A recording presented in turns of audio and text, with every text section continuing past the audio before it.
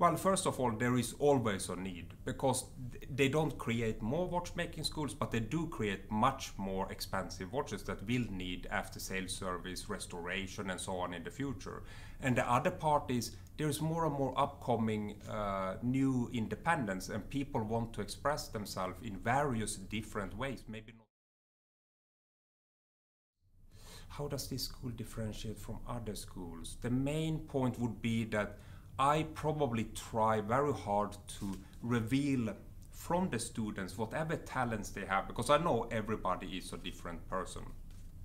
So I try to find out what can this person, what does he have that could be a difference for the watchmaking in the future. But at the same time I have to maintain, of course, the quality like other schools. So I'm also, in that way, I feel competitive, that I have to be the best school or as good as I possibly can. So I have also a strict program. So the course is very intensive, but also, I would say, very creative. And I allow.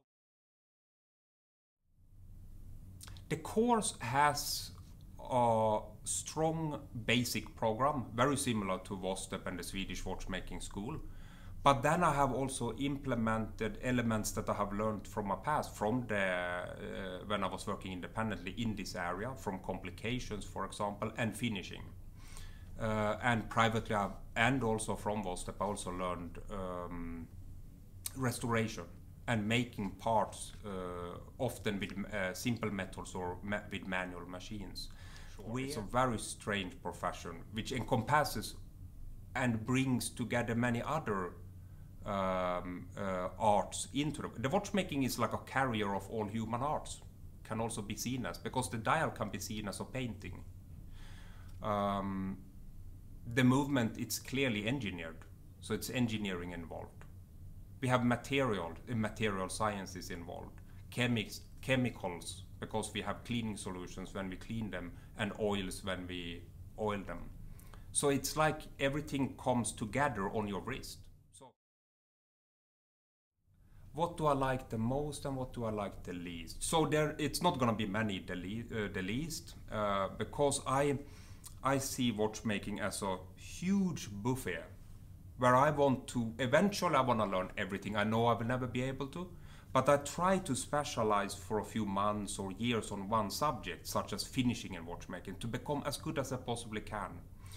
And I love that, of course. Then after that, when I feel I have mastered it to the highest level, when I look around the industry here in Le Locle, La Chaux-de-Fonds, and Valle de Choux and Geneva, I want to reach the level they have.